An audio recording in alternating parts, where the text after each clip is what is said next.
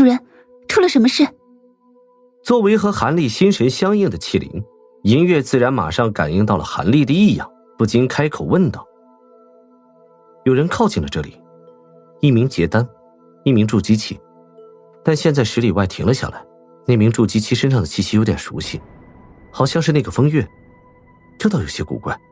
要不要我以器灵之身过去看看？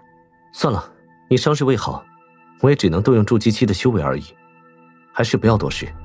他们应该不久就会离去，我用神识在这里监视他们的动向就可以。韩立神识似乎感应到了什么，摇了摇头。既然韩立如此说，银月自然不可能有不同的意见，口中称是。于是韩立合上了双目，静静地坐着。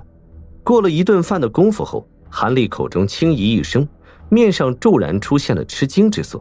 这一次银月识趣的没有多问些什么，韩立却是双眉皱起，脸色忽明忽暗，变个不停。大眼前辈，我没有记错的话，你说我身上有煞气，似乎只有少数秘术可以消除，而其中魔宗功法又占据了一多半，真是如此吗？的确如此，除了佛宗的功法外，儒门和道门的几种少见功法也应该有办法解除煞气的，但绝不像佛宗功法这么有效罢了。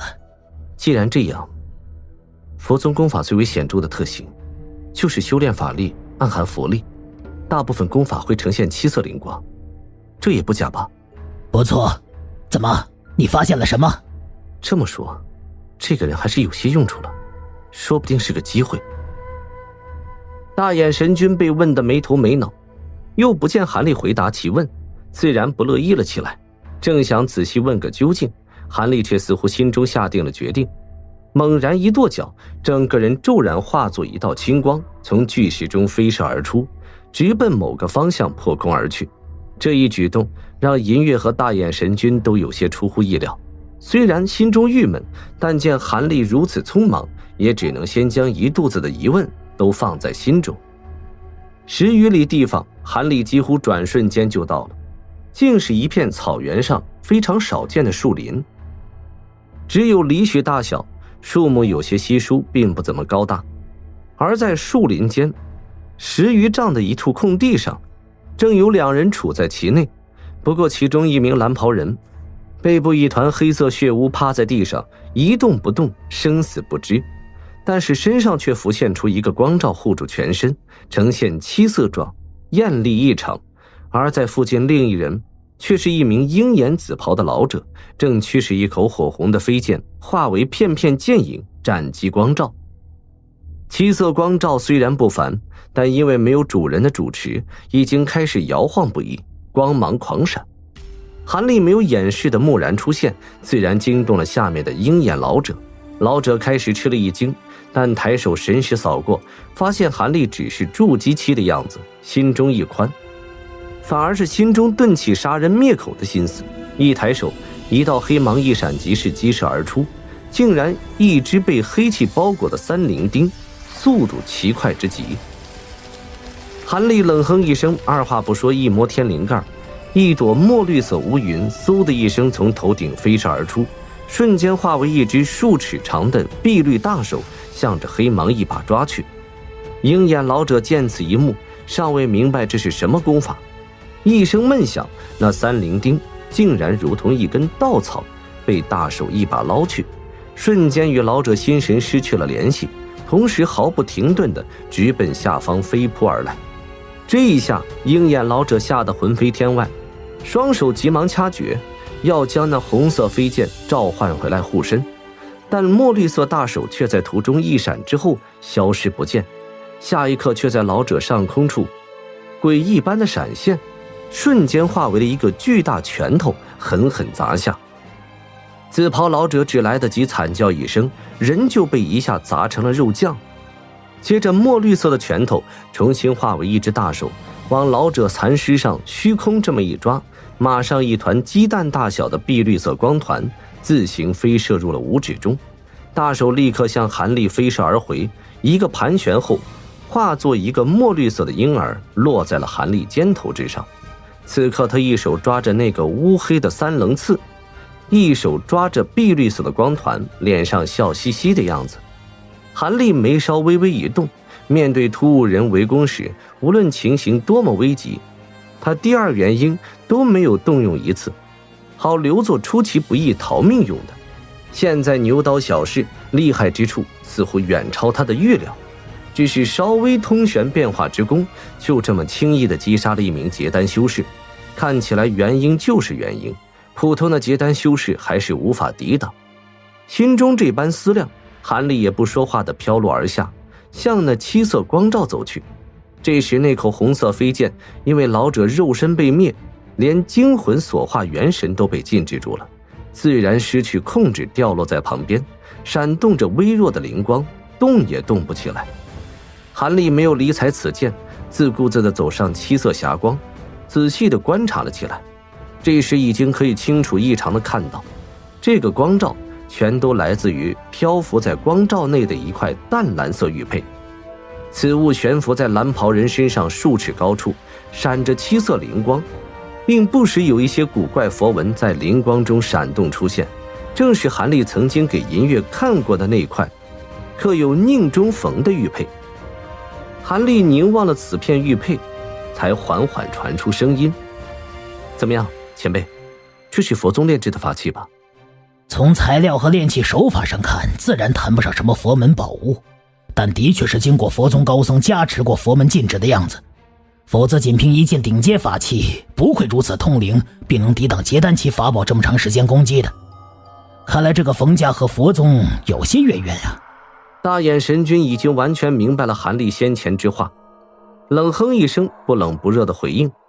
听了大眼神君如此肯定，韩立心中一喜，总算是没有白出手。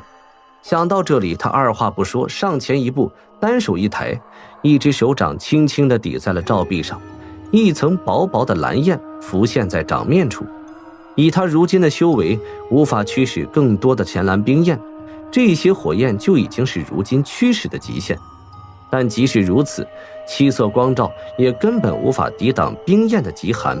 砰的一声，光照如同气泡般崩溃消失。韩立走进了蓝袍人身旁，看了看其背部的黑色血污，眉头不禁一皱。这时他才感应到，此人气息不但紊乱微弱之极，身上还隐隐散发着一股死气，这分明是性命即将不保的样子。韩立不说话的一扬手，一道法诀打在其身上，随后又一张口，一团青蒙蒙的精气喷射而出，化为了一片青霞，照在了蓝袍人身上。然后他才袍袖轻轻一拂，一阵劲风吹过，将地上之人的身子翻转了过来。韩立凝望了一眼之后，马上倒吸一口凉气，果然是风月不假，但他的脸孔如今完全变成了乌黑色，一对嘴唇更是黑得隐隐发紫，实在变得恐怖至极。韩立脸色有些难看，但略一思量，神识瞬间罩住对方全身，并且目中蓝芒闪动不已，动用了明清灵眼。这位身中如此奇毒，都已经毒气罩体，应该立即毙命才是，但是至今还有气息，这倒也是奇怪。韩立自然不肯轻易放过，仔细探寻起来。片刻后，韩立找到了什么，单手一抬，一把捏住了对方的衣领，滋啦一声，对方衣衫被撕开了一小半，露出了胸前那用链子拴住的银白色钥匙。此刻这把钥匙闪动着乳白色的灵光，不停驱散蓝袍人胸口中的毒气，而胸口之外的身体也同样成了乌黑之色。韩立目光闪动之下，一把抓住了蓝袍人一只手臂，随即青光涌现，一层青蒙蒙的灵光顺着韩立手掌往蓝袍人身上急速渡去，想将对方的身体黑气徐徐逼出。但是片刻后，刚渡到蓝袍人手臂上的青色灵气突然诡异的也转黑了起来，并顺着灵气直扑韩立手掌蔓延而去。苦毒！韩立一声惊呼，手猛然一甩，立刻切断与对方手臂上的灵气联系，脸色有些发白起来。竟然是十绝毒中的苦毒！韩小子，你算白费心机了，此人根本无法救活的。韩立听了此话，不禁一翻白眼，同时不服气的冷哼：“哼，也许替他完全解毒我做不到，但是让其清醒，至少多活10天半月，还是难不倒在下。只是要耗费的灵药可不是个小数目，也不知道此人是否值得花如此大的代价。”主人，可以先让其清醒一下，问清楚一些事情，再决定也不迟。这倒也是，不问清楚他和大晋佛宗的关系，总是有些不甘心。韩立叹了口气，一拍储物袋，手中多出了一个药瓶。药瓶一翻，一颗火红的杏仁般丹药出现在了手心处。看了这枚昔年用高阶妖丹炼制出来的灵药，韩立脸上露出了一丝惋惜。这种原本用来给结丹修士增加灵力的丹药，用在此处的确浪费了点。要是法力没被封印，银月没有受伤，直接使用搜魂秘术就可，也无需这般麻烦。单手一捏蓝袍人的下巴，熟练之极的一抖手腕，就巧妙地将下颚弄脱臼了，嘴巴不由得张大开来。另一只手一弹，丹药被一团清气包裹，射入了蓝袍人的嘴中。韩立松开双手，单手往储物袋上一摸，一根银光闪闪的细针就出现在手指之间。寒光闪动，银针化为几缕银线，扎向了蓝袍人身体各处，瞬间就已完毕。所扎之处，乌黑毒血射出持续来高，一股闻之欲呕的腥气随之散发而出。韩立站起身来，双手倒背站在一旁，静等对方醒来。足足过了一盏茶功夫后，岳峰身上的毒被放出一大滩血后，终于口中传出了低低的一声轻吟，马上就要醒转的样子。韩立目光一闪，两手齐抬，十指连弹，一阵劲风激射而过，仍在流淌的毒血立刻戛然而止。接着肩头一抖，第二元婴马上化为一朵乌云，斜射入一旁的林中，不见了踪影。是你。蓝袍人终于睁开了双目，看清楚了身前的韩立，口中发出惊讶之声，挣扎着要坐起身来。怎么，看到我很意外？是道友救了我，冯轸那个老贼呢？你是说那个穿紫袍的，在那边地上呢？韩立目光向一旁扫了一眼，漫不经心。风月眼珠微转，吃力的一扭脖颈，终于看到了紫袍老者不成人形的尸体残骸，脸上先是一惊，接着终于露出痛恨之色，接着目光一转，回到了韩立身上，脸上露出了奇怪之色。这老贼难道也是韩兄级别的？看来韩兄神通真是高深莫测，救命之恩，风某铭记在心，以后一定厚报。风月有些试探地问道，同时一只手伸向腰间，摸出了一粒丹药，塞进了口中，另一只手撑地，就要勉强站起身来。但是他才站起一半，两腿一软，再次跌倒在地。怎么回事？我怎么一点力气都没有？以后厚报。看来道友还不知道自己的处境。这话什么意思？我现在到底如何？你给我下了禁制。给你下禁制？你也太高看自己了。我想要禁制住你，还需要什么禁制？你先看看自己的模样吧。韩立冷笑一声，一扬手，一件不大的东西扔到了他的身旁，竟是一面普通的青铜小镜。